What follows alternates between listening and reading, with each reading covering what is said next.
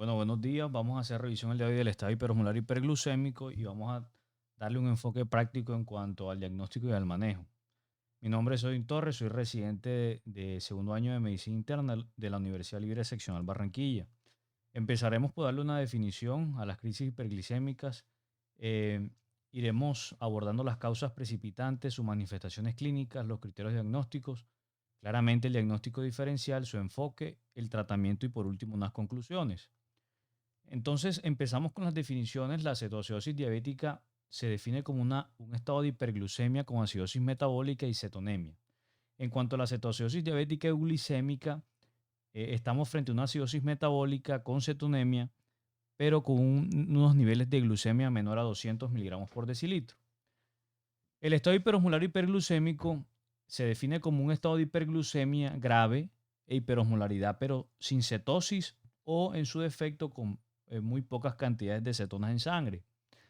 Dentro de las causas precipitantes tenemos que las más frecuentes, aproximadamente entre el 30 al 60%, son las infecciones.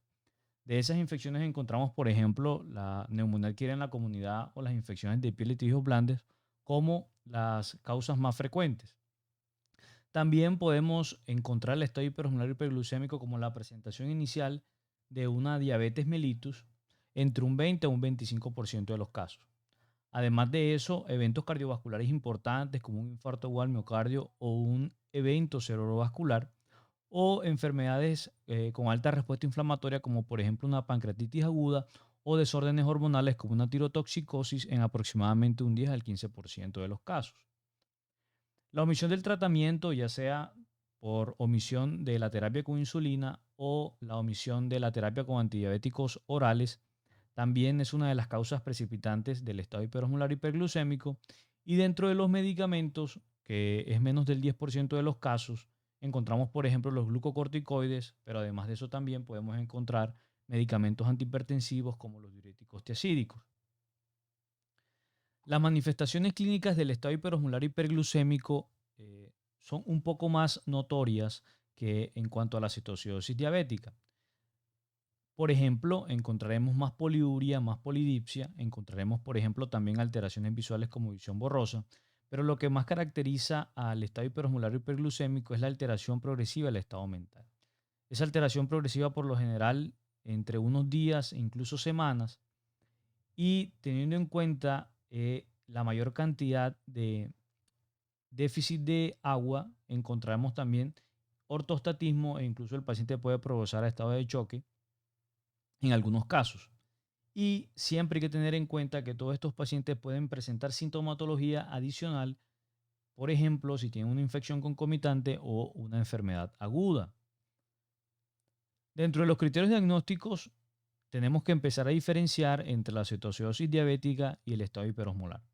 La cetoacidosis diabética se caracteriza por una glucemia mayor de 250 miligramos por decilitro, con un pH con acidosis menor a 7,3 y un bicarbonato menor a 18 milimoles por litro, con una brecha iónica elevada por encima de 12 y unos niveles de beta-hidroxibutirato por encima de 3 milimoles por litro, que realizando la conversión a miligramos por decilitro es de aproximadamente 30 miligramos por decilitro.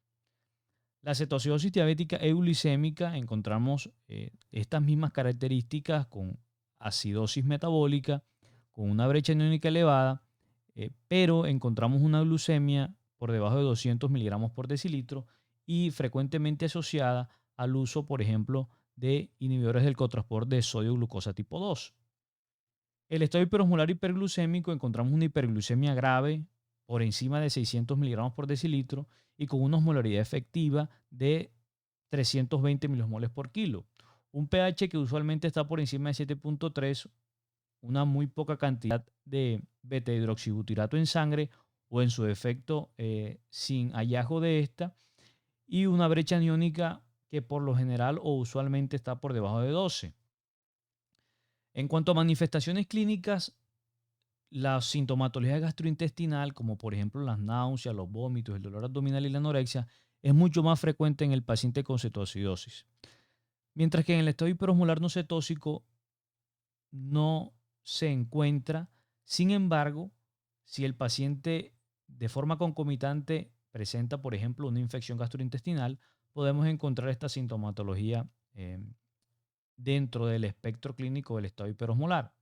En cuanto a la alteración del estado de conciencia, puede estar presente tanto en la cetoacidosis como el estado hiperosmolar. Sin embargo, em, la alteración del estado de conciencia es mucho más profunda en estos pacientes con estado hiperosmolar hiperglucémico. Y en cuanto al inicio o la presentación de esta sintomatología, la cetoacidosis diabética tiende a ser una presentación de inicio súbito, entre horas a días, mientras que en el estado hiperosmolar hiperglucémico un inicio mucho más insidioso de días e incluso semanas de evolución. En el estado hiperosmolar se caracteriza por una deshidratación más profusa. Se estima que aproximadamente hay un déficit de agua de más o menos 9 litros y es mucho más frecuente esta alteración del estado de conciencia cuando evaluamos a nuestro paciente. Y la hipotensión arterial, dependiendo del grado de deshidratación, estará mucho más presente o mucho más frecuente en el estado hiperosmolar hiperglucémico. Cuando nosotros ponemos frente a frente la cetoacidosis diabética y el estado hiperosmolar, vemos que hay diferencias bastante claras entre uno y el otro, como por ejemplo los niveles de bicarbonato, que usualmente en el estado hiperosmolar están por encima de 15, pueden estar incluso por encima de 18 miliequivalentes por litro. Los niveles de beta-hidroxibutirato pueden estar ligeramente elevados en el estado hiperosmolar hiperglucémico, pero por lo general están por debajo de 3 milosmoles por litro. En cuanto a la brecha neónica es variable, usualmente está por debajo de 12, sin embargo, en algunos casos en donde existe un solapamiento entre la cetoacidosis diabética y el estado hiperosmolar, podemos tener brechas neónicas por encima de 12 miliequivalentes por litro. Realizar el diagnóstico diferencial es importante, sin embargo, cuando uno empieza a abordar al paciente en cuanto a las decisiones terapéuticas, realmente vamos a ver que es muy similar realizar este abordaje terapéutico. Hay que tener en cuenta que si bien en el estado hiperosmolar hiperglucémico no vamos a encontrar cetosis o en su defecto muy mínimas concentraciones, existe aproximadamente un 30% de los casos en donde encontramos este solapamiento o esta coexistencia entre cetoacidosis diabética y el estado hiperosmolar hiperglucémico. La sintomatología del paciente es lo que más nos va a ayudar a poder determinar ante cuál de los dos tipos de crisis hiperglicémica nosotros nos estamos enfrentando. Una vez el paciente lo recibimos en el servicio de urgencias, debemos hacer una historia clínica completa. Los niveles de glucosa capilar deben ser tomados una vez nosotros tenemos contacto con el paciente y necesitamos poder determinar, una vez estamos frente a él, tanto la vía aérea, la respiración y la circulación, debido a que una vez nosotros nos enfrentemos a este tipo de pacientes podemos llegar a requerir tomar decisiones en alguno de estos tres aspectos, antes incluso de iniciar la hidratación o la terapia con insulina. En cuanto a los paraclínicos de inicio, la glucosa plasmática es importante, además de eso, un hemoleucograma completo, niveles de azoados, un uranálisis mediante el cual nosotros podemos evaluar también la presencia de cetonuria, niveles de cetonas en sangre mediante una cetonemia, solicitaremos niveles de electrolitos y también los gases arteriales o venosos. En cuanto a los gases arteriales o venosos, los gases arteriales pues nos brindan un poco más de precisión con respecto al estado ácido-base. Sin embargo, ya en la toma subsecuente, en cuanto al monitoreo del estado ácido-base del paciente, los gases venosos nos brindarán algunas ventajas, como por ejemplo, menor riesgo de complicaciones en la toma de la muestra y además de eso, menos dolor al paciente en el momento de hacer ese monitoreo continuo del estado ácido-base. La albúmina sérica es importante para poder hacer un cálculo exacto de la brecha aniónica, sobre todo en esos pacientes en donde podemos encontrar enfermedades concomitantes que nos lleven a una hipoalbuminemia. El electrocardiograma en todo paciente, si bien no se considera un estudio de rutina, pero hay que tener en cuenta que algunos de estos pacientes pueden presentar disturbios electrolíticos como por ejemplo una hipopotasemia al momento del ingreso y esto favorece a la presentación de arritmias potencialmente mortales. La hemoglobina glicosilada siempre debe ser tomada ya sea para hacer un diagnóstico como por ejemplo en la presentación inicial de una diabetes mellitus con una crisis hiperglicémica y además de eso para poder determinar cuál ha sido el control metabólico de ese paciente en los últimos 3 meses. Y también nos podrá brindar una orientación en el momento que nosotros querramos hacer la transición a insulina subcutánea. Una vez nosotros tenemos todos estos datos, es importante que en todo paciente debemos calcular la osmolaridad plasmática efectiva, es decir, teniendo en cuenta niveles de sodio y niveles de glucosa central. Y además de eso, tener en cuenta que en el momento que hacemos el cálculo de la osmolaridad plasmática debe ser con el sodio medido. Sin embargo, para la terapia hídrica debemos en todo paciente también, aparte, calcular el sodio corregido y nunca se nos debe olvidar calcular la brecha aniónica, teniendo en cuenta que, por ejemplo, en una cetoacidosis diabética encontraremos característicamente una acidosis metabólica de brecha aniónica elevada. En cuanto a otros laboratorios, como por ejemplo los estudios microbiológicos, será en el caso de que nosotros tengamos una sospecha de la infección. Sin embargo, cuando uno revisa la literatura, se recomienda que, a pesar, por ejemplo, de que usted sospeche de que la crisis hiperglucémica está desencadenada por una omisión del tratamiento, en todo paciente usted debe buscar una causa precipitante adicional, como por ejemplo una infección concomitante. Y estos estudios microbiológicos serán dirigidos dependiendo de la sintomatología, como por ejemplo lesiones en piel que te orienten a una infección de epitelioides blandos o síntomas respiratorios que orienten a una infección respiratoria aguda. En cuanto a la radiografía de tórax, algunas literaturas mencionan que debe hacerse de rutina en todos los pacientes al ingreso. Sin embargo, también debe ser dirigido dependiendo de la sospecha diagnóstica en cuanto a la causa precipitante. Los objetivos del tratamiento serán la elevación del bicarbonato de por lo menos 3 equivalentes por litro hora, además de eso un descenso de glucemia que debe ser controlado entre 50 a 70 miligramos por decilitro por hora, esto sobre todo para evitar complicaciones como el edema cerebral. El mantenimiento del potasio sérico en equilibrio durante toda la fase del tratamiento, evitar la hipoglucemia desencadenada por la terapia con insulina y evaluar algunas otras posibles complicaciones como la acidosis metabólica hiperclorémica o, por ejemplo, rhabdomiólisis o, por ejemplo, edema pulmonar. Y además también el tratamiento de factores precipitantes en todos los pacientes que estemos abordando. El monitoreo en cuanto a los signos vitales debe ser horario junto con el balance hídrico y la glucemia. Los gases arteriales siempre en la primera hora y posteriormente cada 2 horas. Los niveles de electrolitos se tomarán en la primera hora y luego se hará un seguimiento cada 4 horas. Y esto sobre todo basado en las guías británicas. Sin embargo, las guías anteriores de la Sociedad Americana de Diabetes hablan de que la medición debe ser un poco más estrecha, cada 2 horas. Los niveles de azoados, por lo menos cada 24 horas, excepto si usted tiene la sospecha de que el factor precipitante es una rhabdomiólisis, y en ese caso usted deberá realizar un seguimiento de azoados por lo menos cada 2 a 3 horas. En los pacientes que tienen antecedentes cardiovasculares importantes, como una insuficiencia cardíaca con fracción de eyección ligeramente reducida o reducida, o en su defecto con altas presiones de llenado del ventrículo izquierdo, o pacientes con enfermedad renal crónica en estadio 5 o grado 5, el monitoreo con líneas centrales es necesario para poder guiar la terapia hídrica. La terapia hídrica es el pilar fundamental del tratamiento de estos pacientes y se recomienda que debe ser una terapia hídrica con el fin de restituir las posibles pérdidas que ha tenido este paciente, en las cuales se estiman que son de aproximadamente 9 litros. Durante la primera hora, entonces, usted infundirá 1000 centímetros cúbicos durante la primera hora. Luego, entre la segunda y la sexta hora, administrará una infusión de 500 cc por cada hora. Luego, entre la sexta y la 12ª hora, a 250 cc por hora. Y luego, entre la hora 2 y la hora 24, a una rata de infusión de 125 a 250 cc hora. En cuanto al tipo de líquido a escoger, la guía recomienda actualmente la solución salina al 0.9%.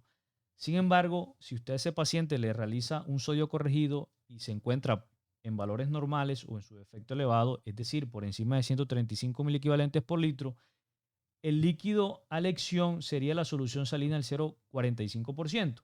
Esto hablando de la terapia hídrica inicial. La terapia hídrica ya de mantenimiento, es decir, posterior a las 24 horas, usted podrá realizar la rotación a solución salina al 0,45%, sobre todo para evitar acidosis metabólica hiperclorémica, o en su defecto también podremos utilizar soluciones de cristaloides balanceadas, como por ejemplo la solución de lactato de Ringer. Una vez el paciente tenga una glucemia por debajo de 300 miligramos por decilitro, usted deberá infundir dextrosa al 10% a una infusión de 50 a 125 cc hora. El objetivo de esto es tratar de mantener unos niveles de glucemia entre 250 y 300 miligramos por decilitro durante todo el tratamiento del estado hiperosmolar hasta cuando existe una resolución de este. La terapia con insulina cristalina vía endovenosa es la vía de elección en este caso de los pacientes. La insulina cristalina se recomienda que se inicie posterior a la evaluación de los niveles de glucosa una vez usted administró el primer bolo de líquidos endovenosos. Nosotros con el primer bolo de líquidos endovenosos, es decir, de 1 litro, esperamos una reducción de aproximadamente 50 a 70 miligramos por decilitro. Y una vez usted obtenga este valor, usted debe iniciar la insulina cristalina. Y además de eso, la otra precaución que se debe tener es que debemos tener unos valores establecidos de potasio antes de iniciar la terapia. Las recomendaciones actuales es que usted no debe administrar insulina cristalina hasta cuando obtenga o tenga unos niveles de potasio dentro de niveles normales. Recordar que este paciente en la presentación clínica inicial puede presentar hipopotasemia de entrada y solamente hasta cuando usted haya corregido esa hipopotasemia deberá iniciar la insulina cristalina. Sobre todo teniendo en cuenta que en las siguientes 6 horas del inicio de la terapia con insulina, usted podrá evidenciar que secundario a esa movilización del potasio del espacio extra al intracelular, pueden aparecer hipopotasemias y en caso tal que tengamos una hipopotasemia persistente, llevar a valores mucho más críticos y desencadenar una arritmia potencialmente mortal.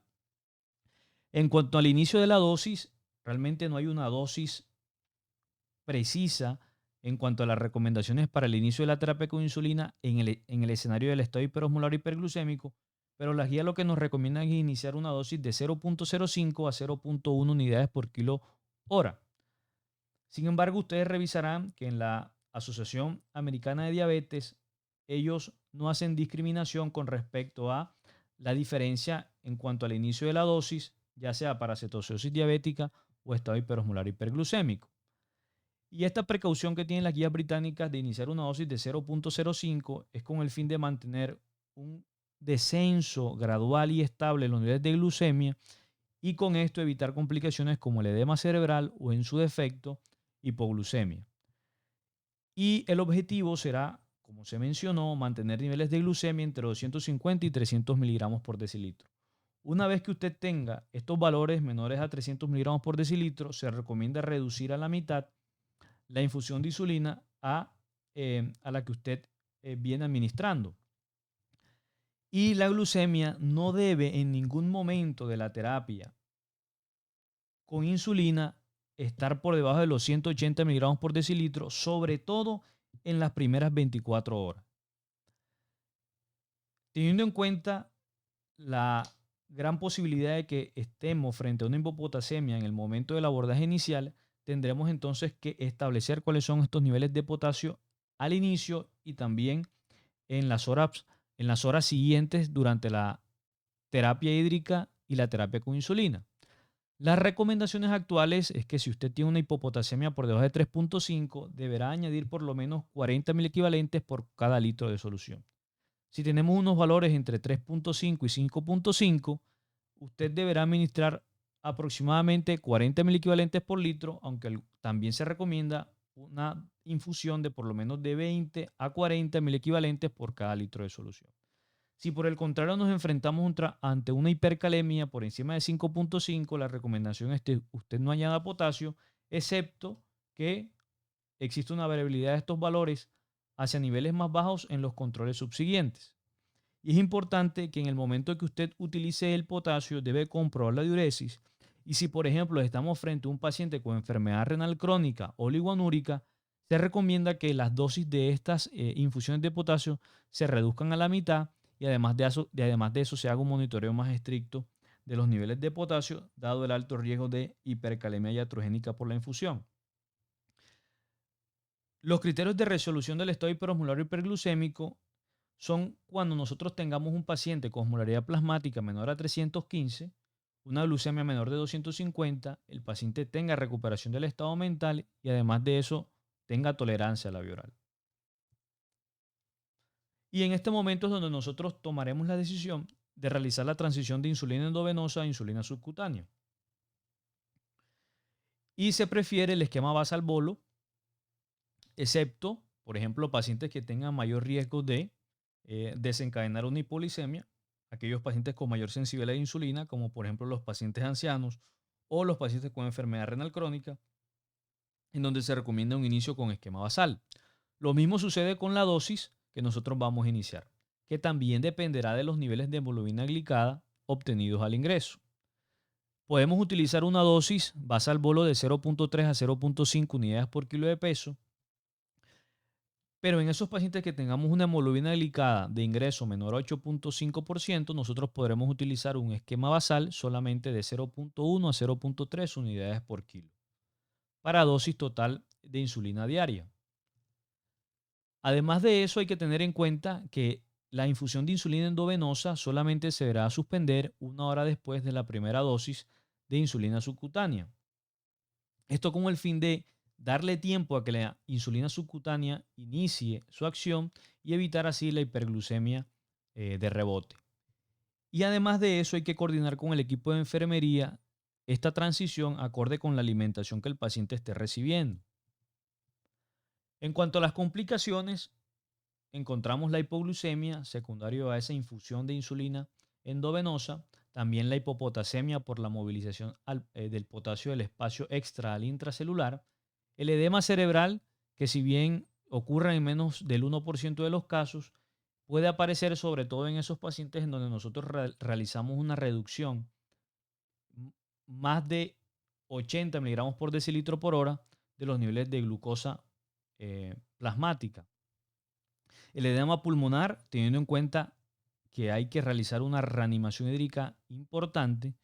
Y en cuanto a la acidosis metabólica hiperclorémica, por las grandes infusiones de solución salina al 0.9%. Con respecto a la acidosis metabólica hiperclorémica, es una complicación autolimitada. Se describe que en aproximadamente 72 horas ya el paciente realiza una resolución de esta acidosis metabólica hiperclorémica. Sin embargo, se pueden tomar algunas medidas terapéuticas como por ejemplo el cambio de la solución a solución salina al 0.45 o a soluciones con cristaloides balanceados como el lactato de Ringe. Por último, el estado hiperosmolario hiperglucémico es considerado, si bien en contraste con la cetoacidosis diabética, una emergencia metabólica. Además de eso, la corrección hidroelectrolítica en estos pacientes es el pilar fundamental. Antes de pensar en la terapia con insulina, lo más importante es realizar una corrección hídrica adecuada. Estos pacientes deben realizarse un monitoreo continuo y dinámico en el servicio de urgencias, en donde juega un papel fundamental tanto el servicio de medicina interna como el servicio de medicina intensiva. Y no olvidar que en todos estos pacientes siempre se debe buscar la causa precipitante, a pesar de que usted tenga una alta sospecha de que esta causa precipitante fue la omisión del tratamiento. Muchas gracias.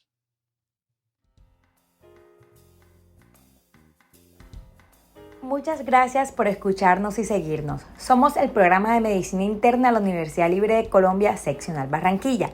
Y queremos que nos sigas acompañando en nuestras redes sociales. Así que si no nos sigues, dale clic en seguir, danos un me gusta y déjanos tus comentarios. Y también puedes seguirnos en nuestra cuenta en Instagram dándole clic en el link que se encuentra en el historial. Gracias y feliz día.